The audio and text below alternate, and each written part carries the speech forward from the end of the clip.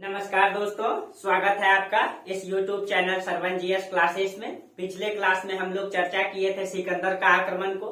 हम लोग देखे थे किस तरीके से एक मात्र 20 साल का युवक जिन्होंने विश्व विजय की संकल्पना को देखा और उन्होंने कहीं न कहीं उसके पीछे मेहनत भी किया और कहीं न कहीं साबित भी करके दिखाया। उस समय कहा जाता है यूनान वासियों को जितनी भूमि की जानकारी थी उसका लगभग 50% हिस्सा को उन्होंने जीत करके भी दिखाया। ठीक है, और वर्तमान में देखा जाए तो उसका 5% हिस्सा को जीता उन्होंने। ठीक है, तो कहीं न कहीं उनसे जो है कि प्रेरणा मिलती है हम लोगों को कि उनके जीवन संघर्ष से उन्होंने जो दृढ़ संकल्प होकर के कभी भी पीछे न हटने का निर्णय लिया था। ठीक है, वो हमारे जीवन को भी उत्साहित करती है, प्रेरित करती है। हमें सीखना चाहिए सिकंदर से। ठीक है, और आपको बहुत डिटेल से पढ़ना है दोस्तों तो उनका एक विशेष किताब आता है, उनको पढ़िए आप लोग। बहुत ज्यादा रुचि है आपको तो, नहीं तो ये फैक्ट जो आपको दिए हैं वो काफी है। ठीक है, बाकी आप लोग मेरा नोट्स चाहते हैं तो आप लोग मेरा टेलीग्राम ग्रुप से जुड़ जाएं, जो आपका वीडियो का डिस्क्रिप्शन में लिंक रहता है। सरवन जीएस क्लासेस के नाम से मेरा टेलीग्राम ग्रुप है, उसमें आप लोग जुड़ जाए। ठीक है, उसमें आपको प्रतिदिन नोट्स मिलता रहेगा। आप लोग इसका मतलब कि पीडीएफ मिलता रहेगा, आप लोग उसका नोट्स बनाएंगे। ठीक है, बाकी हल्की सी ठंडी पड़ गई है। ठीक है, आप लोग मस्ती से अपना कंबल में घुस करके पढ़ाई कीजिए। ठीक है, इस संसाधन का उपयोग कीजिए। ठीक है, आपके पास एक बेहतर मौका है इस संसाधन का। आप बैठे बैठे सोए सोए कंबल में घुस करके आपको कहीं जाने की जरूरत नहीं, आपका सिलेबस कंप्लीट हो जाए। बस आप पे निर्भर करता है दोस्तों कि आप इस संसाधन का कैसे उपयोग करते हैं, बेहतर उपयोग करते हैं या दुरुपयोग करते हैं या सदुपयोग करते हैं। ठीक है, क्योंकि ये डिजिटल युग कहीं न कहीं लोगों को मतलब बुरी तरीके से प्रभावित भी कर रही है, तो कहीं न कहीं लाभदायक भी हो रहा है। और एक तरीके से देखा जाए तो छात्रों के जीवन में, हम लोग जैसे छात्र के जीवन में बहुत लाभदायक है ये। आप सोचिए जब गांधी जी के समय रहे, ठीक है, ज्यादा दिन का मैं बात नहीं कर रहा, गांधी जी का, भगत सिंह, लोग जब पढ़ाई कर रहे होंगे तो आप सोच सकते हैं कि एक एक डाटा का कलेक्शन करने के लिए वो लोग बहुत मतलब भूख को उल्टाना पड़ता होगा, बड़े बड़े लाइब्रेरी को छान मारना पड़ता होगा। मैं उस समय की बात तो दूर है, बस ये तो कोरोना वायरस आया 2020 में और ये जो डिजिटल युग को बढ़ावा दिया। इससे पहले भी तो इतने यूट्यूब चैनल नहीं थे, इतने संसाधन नहीं थे। हाँ, संसाधन थे, गूगल आ गया था, यूट्यूब चल रहा था, लेकिन बहुत कम मात्रा में थी। लोगों को जब बहुत अधिक जानकारी नहीं था इसके बारे में। लेकिन इस कोरोना वायरस ने इन सब चीजों को बढ़ावा दिया। कहीं कहीं कोरोना वायरस से एक प्रकार से वरदान ही लेकर के आया इस डिजिटल युग का। एक प्रकार से मतलब पूरी दुनिया में फैल करके कहीं कहीं अपना प्रकोप तो दिखाया, लेकिन कहीं कहीं कुछ लेकर के भी आया। ठीक है, डिजिटल युग को बढ़ावा दिया।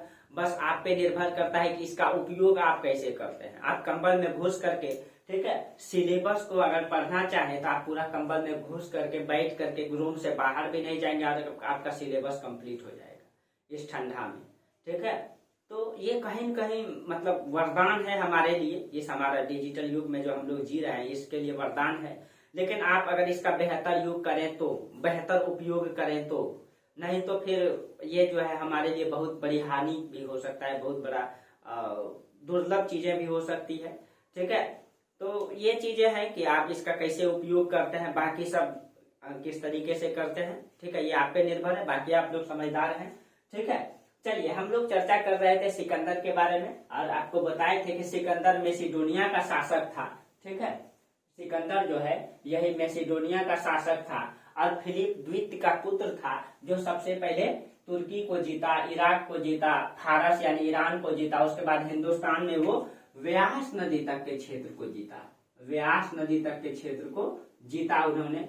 ठीक है, कहीं न कहीं उस समय यूनान वासियों को जितनी भूमि की जानकारी थी उसका लगभग लगभग ये बहुत बड़ा क्षेत्र हो गया दोस्तों, इतना बड़ा नहीं है। ठीक है, यही क्षेत्र को जीता था वो।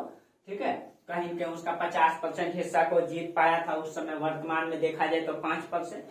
ठीक है, आज हम लोगों का टॉपिक है मौर्य साम्राज्य, लेकिन थोड़ा सा चर्चा कर देते हैं सिकंदर के आक्रमण से जो भारत में क्या प्रभाव पड़ा। तो आज हम थोड़ा सा चर्चा कर लेते हैं सिकंदर के आक्रमण से प्रभाव, भारत पर क्या प्रभाव पड़ा। सिकंदर के आक्रमण से प्रभाव,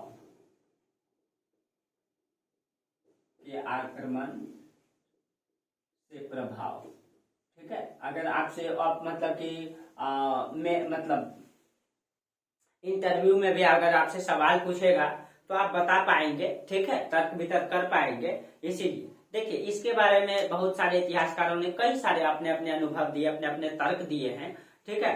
बहुत सारे मतलब समकालीन उस समय के लेखक हैं, जैसे प्लूटार्क, जस्टिन स्मिथ, इन सब ने भी कई सारे बातें कही हैं, ठीक है। उसमें आपका है प्लूटार्क, ये उस समय के समकालीन है, प्लूटार्क, स्मिथ, जस्टिन ठंड के मौसम में ये जम जाता है, इसी कारण से वो थोड़ा सा ज्यादा नहीं हो पाता है, डार्क नहीं हो पाता है, ठीक है।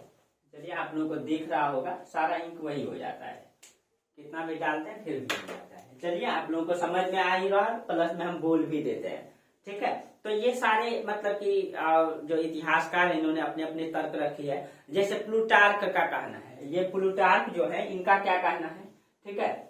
प्लूटार्क का कहना है कि सिकंदर के आक्रमण के बाद ही भारत में बड़े नगरों की स्थापना शुरू हुई। यानी सिकंदर के आगमन हुआ, भारत में आक्रमण हुआ, उसके बाद भारत में बड़े नगरों की स्थापना हुई। क्योंकि ये कहता है कि सिकंदर में एक अच्छी आदत क्या थी, सिकंदर में अच्छी आदत थी, जिस क्षेत्रों को, जिस भूभाग को वो जीतता था, उस भूभाग पर वो बड़े बड़े नगरों का निर्माण करता था। जैसे उन्होंने कई सारे नगर का भी निर्माण किया। ये बात भी सच्चाई है दोस्तों, कि वो जब आक्रमण करते थे, जिस क्षेत्रों को वो जीतते थे, वहां बड़े नगरों का निर्माण करते थे। जैसे उन्होंने बुकेफला नगर बसाया अपने घोड़े के नाम पे, ठीक है। सिंध नदी के आसपास मतलब के क्षेत्र में वो जो है बुकेफला नगर बसाया, ठीक है। निकैया नगर बसाया, सिंध नदी के किनारे स्थापित किया उन्होंने, ठीक है। जैसे उन्होंने, इनका कहना है कि बड़े नगरों का विकास जो है सिकंदर के आक्रमण से ही हुआ, ठीक है। और क्योंकि सिकंदर जिस भूभाग को जीतते थे, वहां बड़े नगरों का, जैसे बुकेफला नगर वो बसाए थे, वो निकैया नगर बसाए थे, और कई सारे नगर बसाए थे, ठीक है।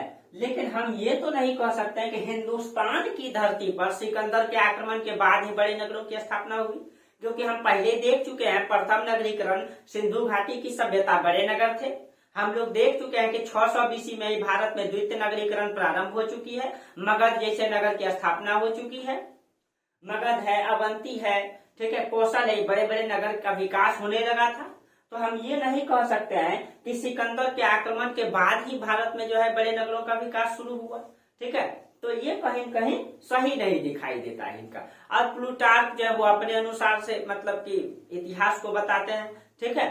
उसके बाद स्मिथ का कहना है, ये कहता है कि सिकंदर के आक्रमण के बाद ही भारत में राजनीतिक काल का निर्धारण हुआ, ठीक है। तो स्मिथ का कहना है कि भारत में जो राजनीतिक काल का निर्धारण शुरू होता है, ठीक है, वो सिकंदर के आक्रमण के बाद ही होता है। तो कुछ चीजें ये सही भी दिखाई देता है दोस्तों, क्योंकि सिकंदर का आक्रमण कब हुआ हिंदुस्तान में, 326 बीसी में हुआ, 326 बीसी में, ठीक है। तो 326 बीसी के में ही जो है आपका हाइडेस्पीज का युद्ध हुआ, हाइडेस्पीज का युद्ध हुआ सिकंदर और पोरस के बीच। कहा जाता है इसी युद्ध को आधार मान के भारत में कई सारे राजवंश का काल निर्धारण किया गया, ठीक है। तो इसीलिए इन चीजों को थोड़ा सा हम सही मान सकते हैं, ठीक है। लेकिन ऐसा भी नहीं है, क्योंकि इतिहास तो अपने क्रम से चलती है, संस्तर से उसका विकास किया जाता है, पुरातात्विक स्रोत के आधार पे, साहित्यिक स्रोत के आधार पे काल निर्धारण होता है। लेकिन हाँ, कुछ मतलब कि इतिहास को, कुछ राजवंशों को इसके आधार पे लिखा गया है,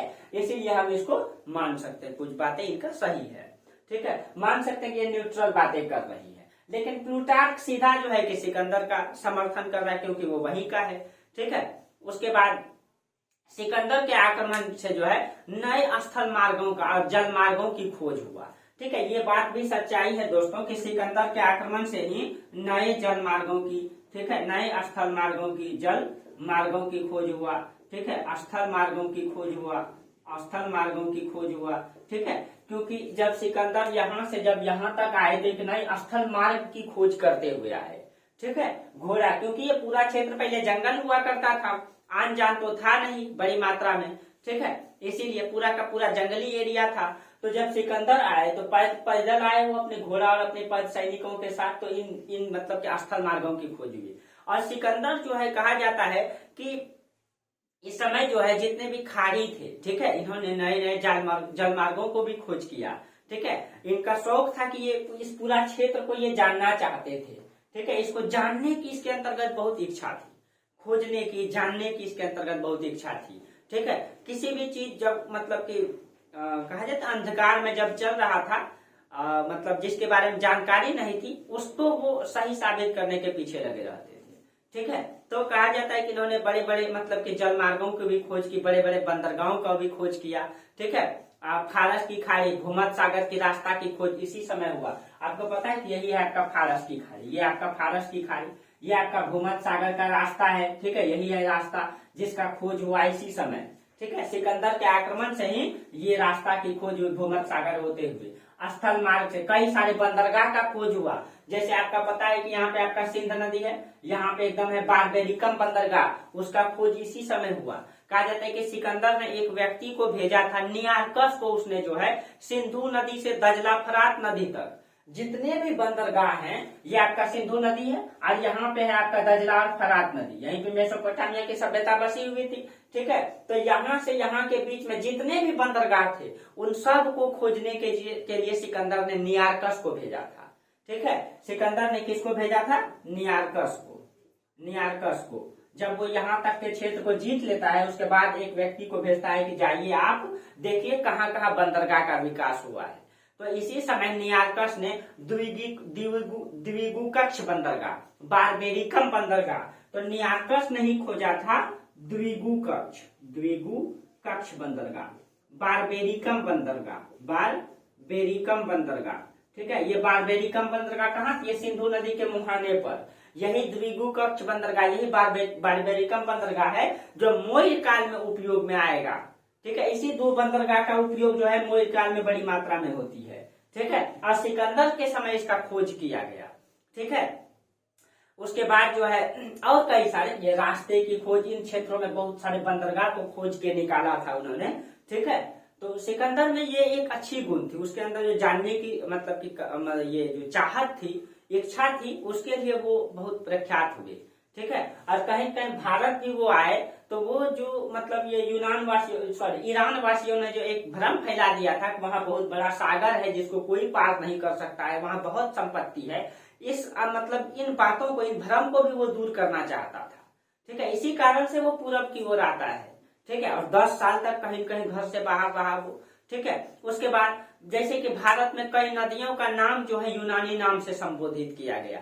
जब वो लोग यूनानी यहाँ आए तो उन्होंने अपने मतलब जैसे कि सिंधु नदी है उसको उन्होंने अपना नाम दिया, सतलज नदी को अपना, जैसे झेलम नदी को वो हाइडेस्पिज नदी कहता है, ठीक है। तो यूनानी नाम एक तो मतलब कि भारतीय नाम, ठीक है, एक भारतीय नाम और एक तरफ आप लिख लीजिएगा यूनानी नाम, ठीक है। जैसे कि आपका है झेलम नदी, झेलम नदी के किनारे ही युद्ध लड़ा गया पोरस से, तो इसको ये कहा है हाइडेस्पिज नदी, हाइडेस्पिज, इस नदी को इन्होंने हाइडेस्पिज कहा है, ठीक है। उसके बाद सतलज नदी को हेजिट्स कहता है, वो सतलज नदी को क्या कहता है? हेजिट्स, हेजिट्स नदी कहता है वो, ठीक है। उसके बाद जो है रावी नदी को हाइड्रोओटस कहता है, रावी को हाइड्रोओटस, हाइड्रोओटस नदी, हाइड्रोओटस। क्वेश्चन पूछा जाता है दोस्तों, आपको असेंडिंग डिसेंडिंग ऑर्डर में ये पूछ सकता है, ठीक है, मिलान करने के लिए दे सकता है। चिनाव नदी को जो है अकेसनीज नदी कहता है, अकेसिनीज, चिनाव नदी को अकेसिनीज नदी कहता है वो, ठीक है। ये उन्होंने जो कुछ नदियां थी उसका नाम जो है यूनानी नाम से संबोधित किया था। ये भारतीय नदी है जिसका नाम जो है वो यूनानी अपने तरीके से वो रखा था। उसके बाद कला और संस्कृति को भी सिकंदर ने प्रभावित किया। कहा जाता है कि जो भारतीय कला और संस्कृति थी, ठीक है, उसको भी इन्होंने प्रभावित किया। इसको भी हम लोग देख लेते हैं, ठीक है, कि भारतीय कला और संस्कृति को कैसे प्रभावित किया। तो आप लिखेंगे यहाँ पे भारतीय कला एवं संस्कृति में यूनानी प्रभाव, ठीक है, संस्कृति को भी प्रभावित किया। कला एवं संस्कृति, संस्कृति में यूनानी प्रभाव, आप डायरेक्ट तरीके से देख सकते हैं कि जैसे अंग्रेजों ने 200 साल तक शासन किया, उसका प्रभाव डायरेक्ट हम लोगों में दिखती है ना। तो उस तरीके से इन्होंने प्रभावित किया है। ठीक है, जैसे हिंदुस्तान में मूर्ति कला की 3 शैलियां हैं, अमरावती, गंधार और मथुरा कला शैली। ठीक है, तो मूर्ति कला की 3 शैली है, अमरावती कला शैली, अमरावती, मथुरा कला शैली, मथुरा कला शैली और गंधार कला शैली, गंधार कला शैली। ठीक है, मथुरा कला शैली, अमरावती कला शैली, सॉरी। तो कहा जाता है ये जो गंधार कला शैली है इसमें यूनानी प्रभाव दिखाई देता है। आपसे क्वेश्चन पूछ सकता है, ये जो गंधार कला शैली है, ठीक है, इसी में आपका यूनानी प्रभाव दिखाई देता है, इसी में जो है आपका यूनानी प्रभाव दिखाई देता है। ठीक है, किसमें? तो ये गंधार कला शैली में यूनान का प्रभाव दिखाई देता है। आपको पता है कि गंधार जो है ये पाकिस्तान का क्षेत्र है। ठीक है, इसीलिए वहां पे उस क्षेत्रों में जो है कि यूनान का प्रभाव रहा, इसीलिए उसी में आपका यूनानी प्रभाव दिखाई देता है। ठीक है, उसके बाद कहा जाता है कि भारत में राजनीतिक एकीकरण की संकल्पना सिकंदर के द्वारा जन्म होती है। राजनीतिक एकीकरण का मतलब क्या होता है कि मतलब ये माना जाता है कि आपको पता है कि ये क्षेत्र, ये फारस का क्षेत्र है, इसको थोड़ा सा समझिएगा आप लोग में। ठीक है, देखिए यहाँ मिटाते हैं, थोड़ा सा फिर से बना देंगे। देखिए ये आपका है,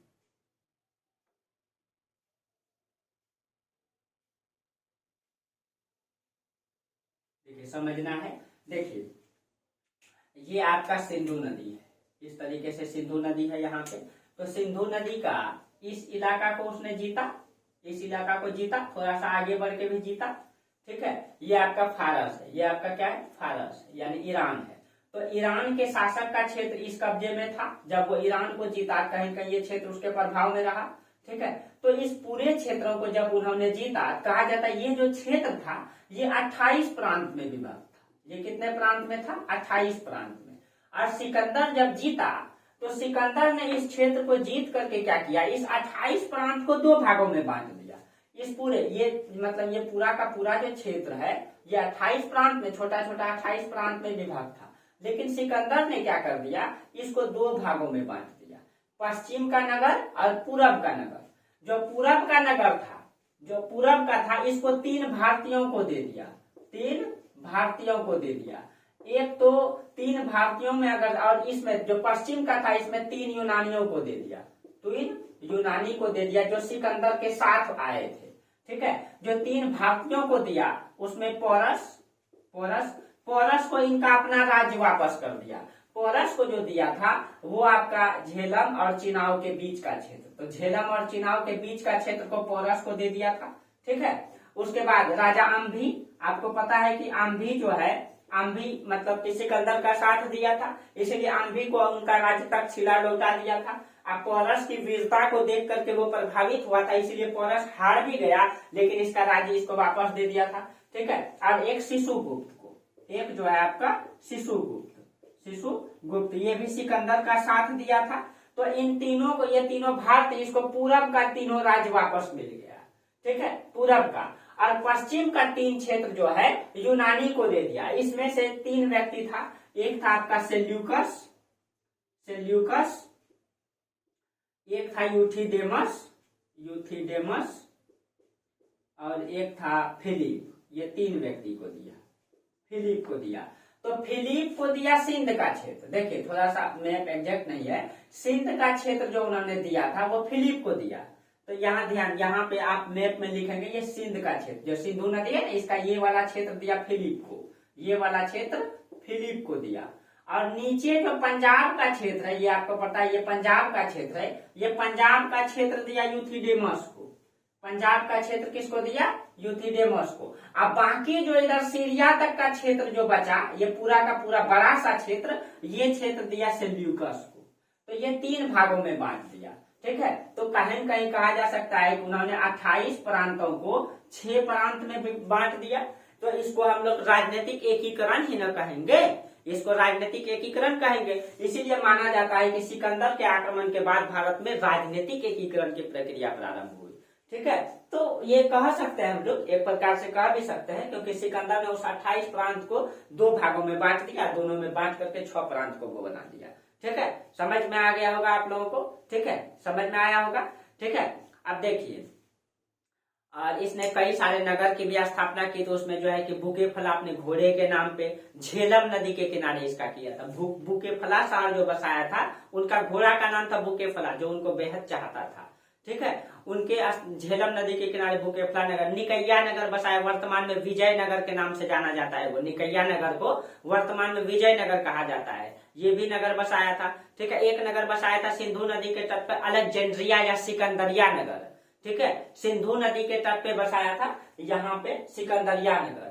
ठीक है, या उसको अलेक्जेंड्रिया नगर भी कहा जाता है। एक कासगेन या कर्तन नगर की स्थापना किया था। ठीक है, तो हम यहाँ लिख देते हैं आप लोगों को। ठीक है, एक तो बुकेफला नगर, इधर हमें बताए थे शायद आप लोगों को, बुकेफला नगर। ठीक है, बुकेफला नगर बसाया इन्होंने झेलम नदी के किनारे, झेलम नदी। उसके बाद निकैया नगर बसाया, निकैया नगर। एक नगर बसाया अलेक्जेंड्रिया नगर या सिकंदरिया नगर,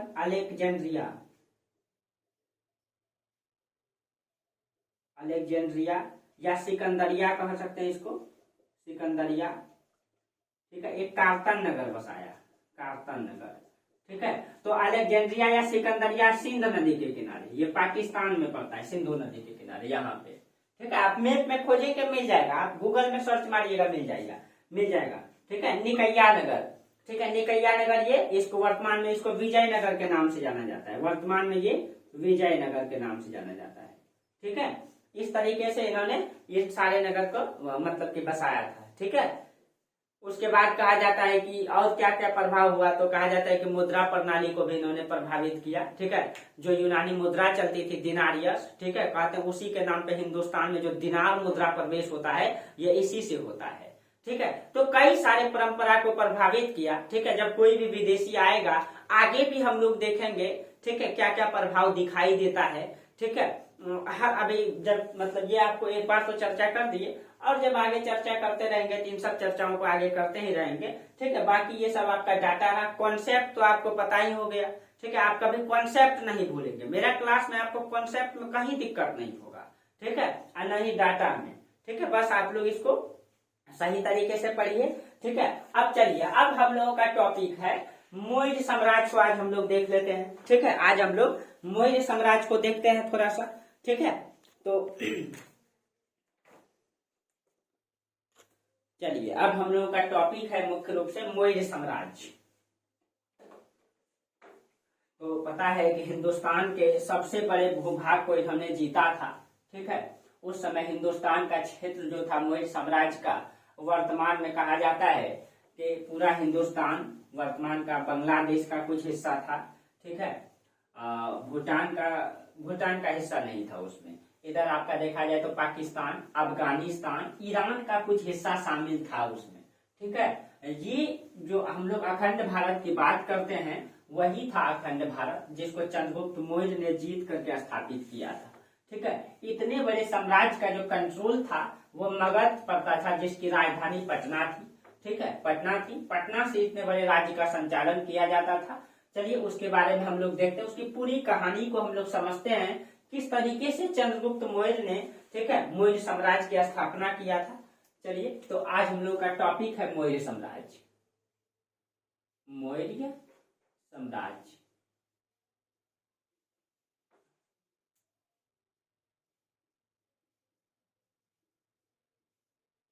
मौर्य साम्राज्य। तो आपको पता है कि मौर्य साम्राज्य का संस्थापक है चंद्रगुप्त मौर्य। ठीक है, इसका संस्थापक है चंद्रगुप्त मौर्य, अपने गुरु की मतलब सहयोग से। ठीक है, संस्थापक, पूर्ण भूमिका इनका गुरु का है। ठीक है, चंद्रगुप्त मौर्य का है। पूरा कहानी हम लोग देखेंगे इसका, चंद्रगुप्त मौर्य। ठीक है, और इसकी राजधानी आपको पता है कि पाटलिपुत्र है।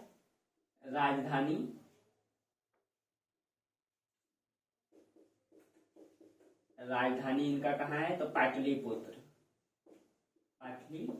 पुत्र है इनकी राजधानी, ठीक है। और इनका राज्य का चिन्ह जो है मौर्य है, राज्य चिन्ह इसका मोर है, जिसको कि बिहार में एक अभिलेख मिला है, लौरिया नंदगढ़ अभिलेख, उसी अभिलेख से इसको लिया गया है, राज्य की चिन्ह मोर उसी का है, ठीक है। तो ये है आपका। और चंद्रगुप्त मौर्य का जो शासन काल है वो 322 से बीसी से 395 बीसी है, ठीक है। चंद्रगुप्त मौर्य का शासन काल 322 बीसी से 395 आता है, कहीं कहीं 98 बीसी भी आता है, ठीक है। तो आप एग्जैक्ट फैक्ट में नहीं जाएंगे, प्राचीन काल है, एग्जैक्ट डाटा में मिस हर जगह दिखाई देता है, ठीक है। लेकिन कॉन्सेप्ट को आपको ज्यादातर समझना है, ठीक है।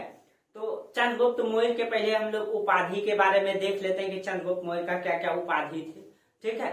चंद्रगुप्त मौर्य की उपाधि तो देखिए, चंद्रगुप्त मौर्य की उपाधि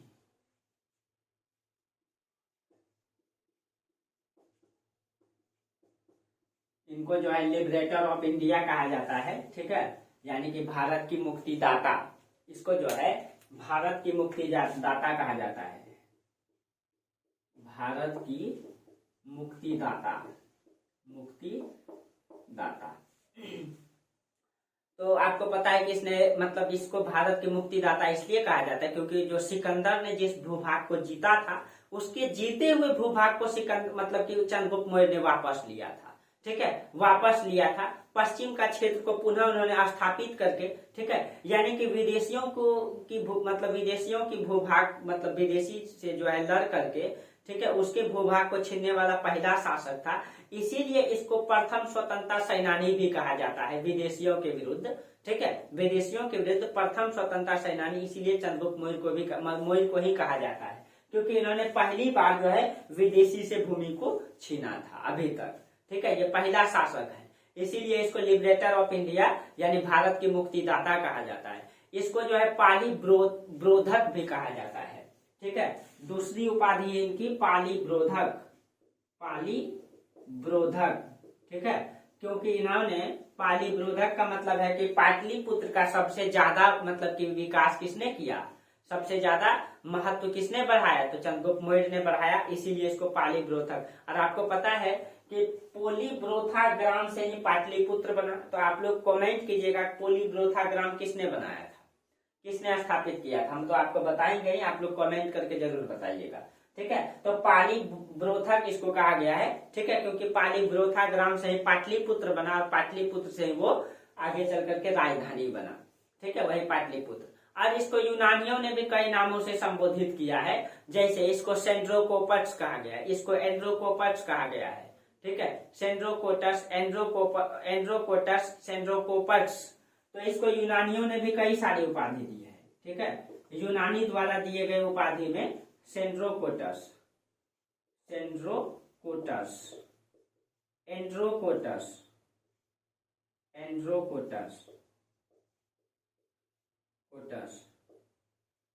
और एक उपाधि इसका सेंड्रोकोपट्स,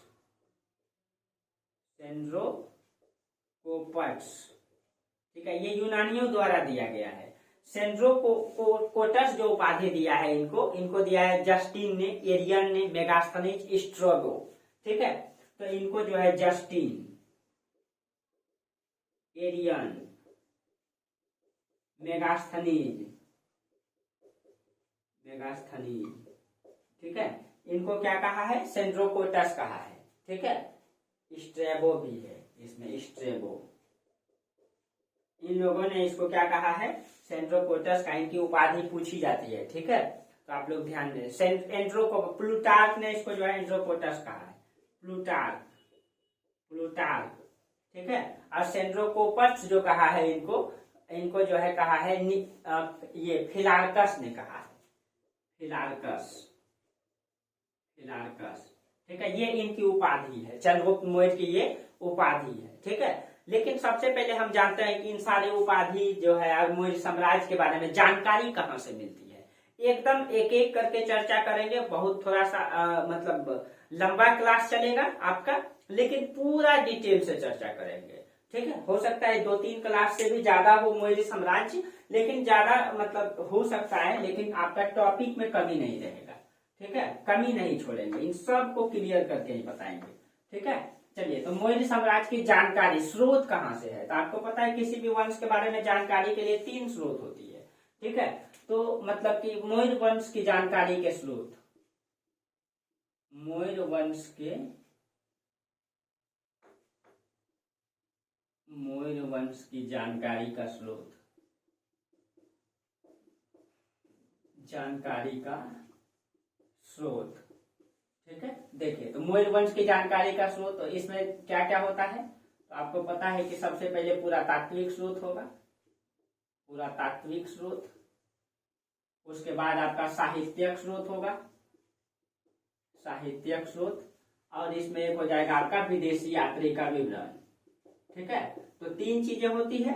ठीक है, पुरातात्विक स्रोत में क्या क्या हो सकता है? पुरातात्विक स्रोत में अभिलेख हो सकता है, मुद्रा हो सकता है, मृद भांड हो सकता है, जो स्मारक प्राप्त होता है वो हो सकता है, चित्रकला हो सकता है। तो इसमें कई सारा चीज हो सकता है। आपको बताएंगे किस प्रकार से चंद्रगुप्त मौर्य का अभिलेख, बहुत सारा अभिलेख मिला है। अशोक के जो है कि 40 अभिलेख प्राप्त हुआ है, मतलब मृद भांड प्राप्त हुआ है। चंद्रगुप्त मौर्य का भवन मिला है, ये कुम्हरहार से, कुम्हरहार पटना में है, वहां से उनका मिला है। ठीक है, स्मारक उसका मिला है। तो इसका जो है जानकारी मृद भांड से, मृद भांड, अभिलेख। पुरातात्विक स्रोत का मतलब हुआ जो धरती के अंदर से खुदाई करके प्राप्त हो, अभिलेख से। ठीक है, अभिलेख। स्मारक भी इनके मिला है, स्मारक, स्मारक, सिक्के, सिक्के। इनका हो जाएगा भवन, भवन, चंद्रगुप्त मौर्य का भवन भी प्राप्त हुआ है। ये पुरातात्विक स्रोत। साहित्यिक स्रोत में तो बहुत सारा साहित्य है। ठीक है, जैसे कि सबसे पहले तो कौटिल्य का अर्थशास्त्र। ठीक है, तो ये कौटिल्य का अर्थशास्त्र, अर्थशास्त्र। ठीक है, कौटिल्य का अर्थशास्त्र। पहले विदेशी यात्री में हम लिख देते हैं। विदेशी यात्री में आपको पता है मेगास्थनीज, मेगास्थनीज की इंडिका, मेगास्थनीज, क्योंकि ये चंद्रगुप्त मौर्य के दरबार में आए थे। ठीक है, ये यूनानी थे जो चंद्रगुप्त मौर्य के दरबार में आए थे, मेगास्थनीज। साहित्यिक स्रोत में कौटिल्य का अर्थशास्त्र। ठीक है, विशाख दत्त का मुद्रा राक्षस। ठीक है, विशाख दत्त का मुद्रा राक्षस। ठीक है, ये है आपका। उसके बाद विष्णु पुराण से भी जानकारी मिलती है। ठीक है, विष्णु पुराण से। उसके बाद जो है महाभाष्य से, पतंजलि का महाभाष्य, महाभाष्य से, विष्णु पुराण से, विष्णु पुराण। ठीक है, इन सब स्रोतों से इनकी जानकारी प्राप्त होती है। ठीक है, उसके बाद कुछ बौद्ध ग्रंथ भी है, कुछ जैन ग्रंथ भी है जिनसे जानकारी प्राप्त होती है, उनको भी बता देता हूं। ठीक है, जो बौद्ध ग्रंथ है, बौद्ध ग्रंथ में है आपका, देखिए जो अभिलेख है, इन सब का चर्चा आगे करेंगे। अभिलेख में बहुत सारे अभिलेख मिले हैं, जैसे चंद्रगुप्त मौर्य का जूनागढ़ अभिलेख, महास्थान अभिलेख, सौगोड़ा अभिलेख। ठीक है, और अशोक के तो 40 अभिलेख मिले हैं। ठीक है, उन सब को डिटेल से चर्चा करेंगे अशोक के शासनकाल में। आप लोग एकदम टेंशन न लें, पूरा क्लास कीजिए।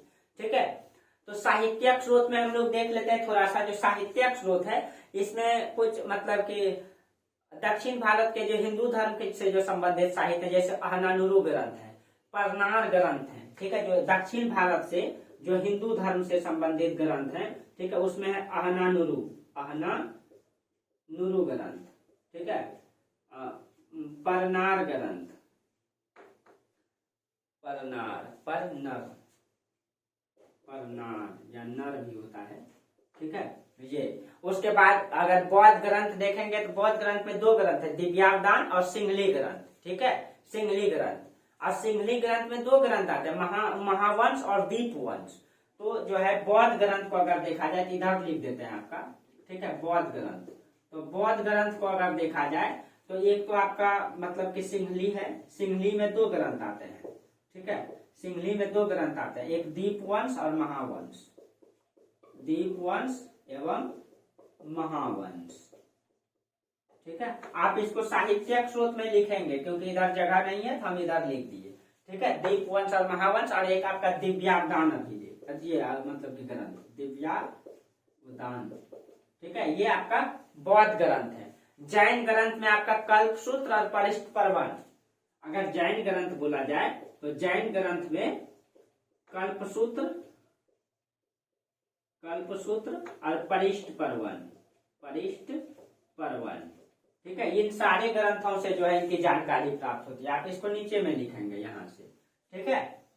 तो इन सारे ग्रंथों से इसकी जानकारी प्राप्त होती है। चलिए अब हम लोग एक एक करके चर्चा करते हैं। आप लोग को बेसिक से बताएंगे चंद्रगुप्त मौर्य के बारे में, ठीक है, कि किस तरीके से चंद्रगुप्त मौर्य की जो उपाधि प्राप्त होती है, ठीक है, चंद्रगुप्त मौर्य के बारे में किस तरीके से जो भ्रम है उन सब जानकारी को हम लोग देखते हैं। चलिए तो इनको आप लोग इसको नोट कर लेते चलेंगे। अब हम लोग पढ़ते हैं चंद्रगुप्त मौर्य के बारे में।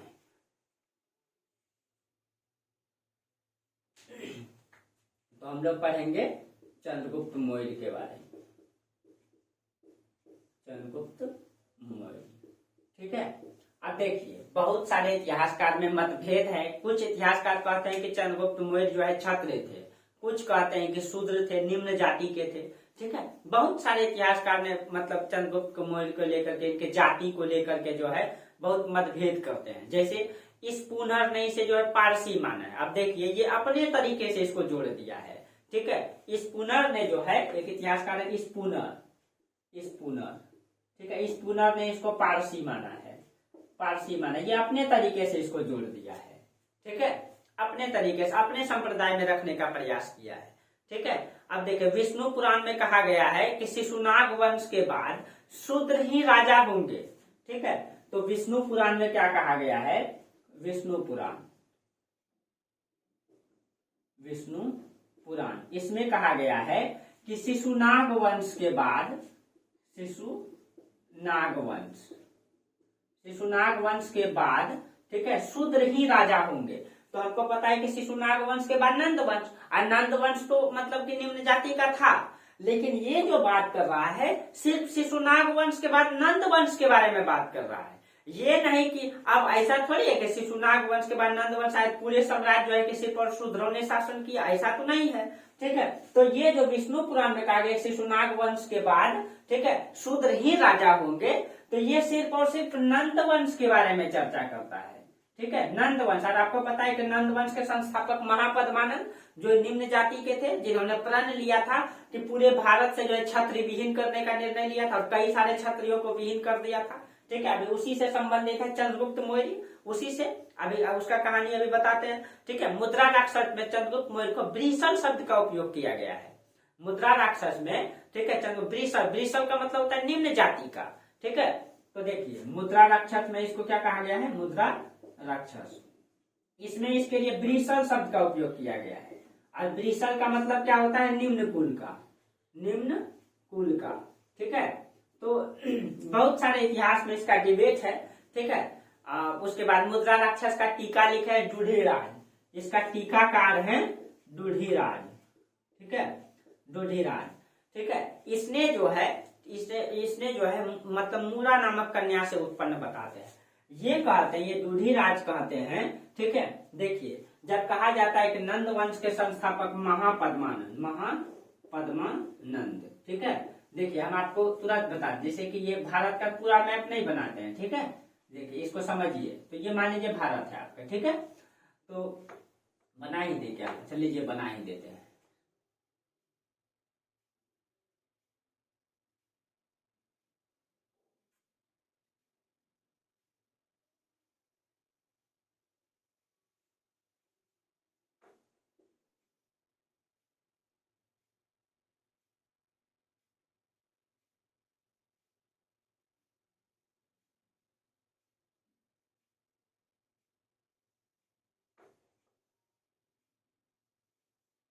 देखिए ये आपका भारत का मैप है, ये आपका मगध है, ठीक है, मगध है। तो इसके ऊपर में बहुत सारे जनपद हुआ करते थे, जन हुआ करते थे बहुत सारे। जब मगध में कौन वंश की सत्ता आया, नंद वंश महापद्मानंद, ठीक है, ये निम्न जाति का था। इन्होंने कसम खाया था कि जितने भी मगध में जो है मतलब कि क्षत्रिय राजा है उसको जो है नाश करने का, ठीक है। क्यों? क्योंकि ये निम्न जाति का था और निम्न जाति में उस समय कोई अधिकार नहीं था, इसके साथ शोषण हुआ था, इसी कारण से ये कसम खाए थे कि हम पूरे जो है भारत को क्षत्रिय विहीन कर देंगे, जितने भी राजा है सबको खत्म कर देंगे। तो उसी में कहा जाता है, आपको पता है कि वहाँ गौतम बुद्ध जब पढ़ाएंगे वहां भी आपको बताएंगे, ठीक है, कि एक पिपली वन का मूल को भी उसका अवशेष प्राप्त हुआ था। ठीक है, वहां भी आपको चर्चा किए थे पिपली वन का मूल। वहां याद कीजिए, जब गौतम बुद्ध आपको बता रहे थे तो वहां आपको बताए थे कि एक जो है कि गौतम बुद्ध के जो अवशेष उनको 8 भागों में बांटा गया था। ठीक है, उसमें एक कपिल वस्तु को मिला था, एक पिपली वन के मोइर को मिला था, एक अजात शत्रु को मिला था, अलकप के बेली को मिला था।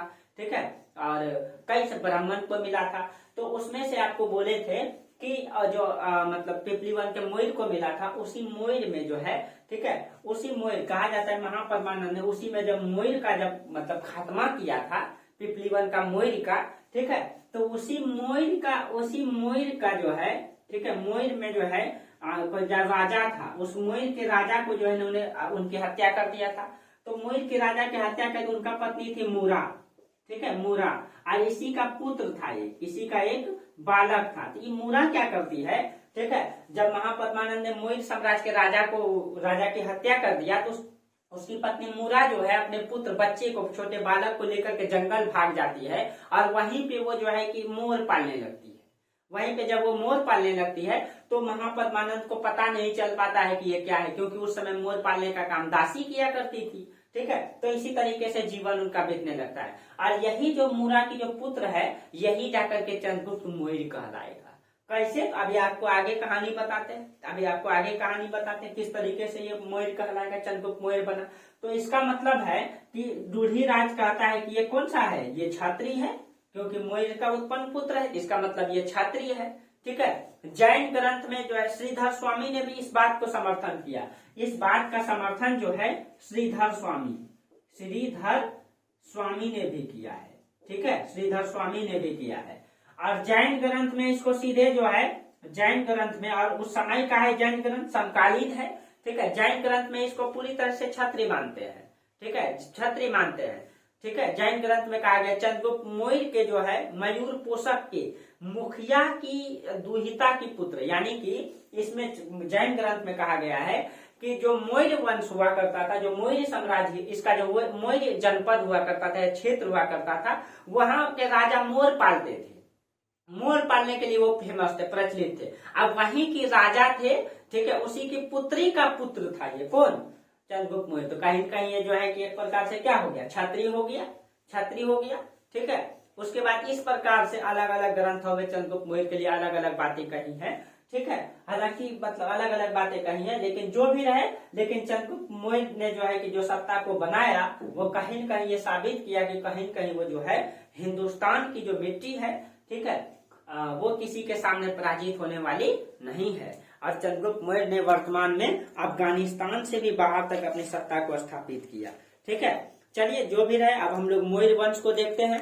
ठीक है, तो मौर्य वंश को पढ़ाएंगे आप लोगों को, आज यहीं तक रहने दें। ठीक है, अगले क्लास में आपको पूरा मौर्य वंश बता देंगे। जब सिकंदर का आक्रमण होता है वहीं से आपको चर्चा करेंगे पूरा मौर्य वंश के बारे में। ठीक है, आज का क्लास यहीं तक रहने दीजिए, कल आपको पूरा मौर्य वंश का शुरू से कहानी चर्चा कर देंगे। ठीक है, नहीं तो आज जो है कि मिक्स्ड हो जाएगा। तो आज यहीं तक रहने दीजिए, कल आप लोगों को मौर्य वंश के बारे में पढ़ाएंगे। और आप लोगों को अगर अच्छा लगता है क्लास, ठीक है, बेहतर लगता है, तो आप लोग लाइक सब्सक्राइब कीजिए, शेयर कीजिए। ठीक है, आप लोग सपोर्ट कीजिए। बाकी कहानी में कहीं कमी नहीं होने देंगे। ठीक है, कहानी में कहीं कमी नहीं होने देंगे। ठीक है, तो चलिए आप लोगों से फिर अगले क्लास में मुलाकात करते हैं। ठीक है, आज यहीं तक रहने दीजिए, तब तक के लिए बहुत बहुत धन्यवाद आप लोगों को।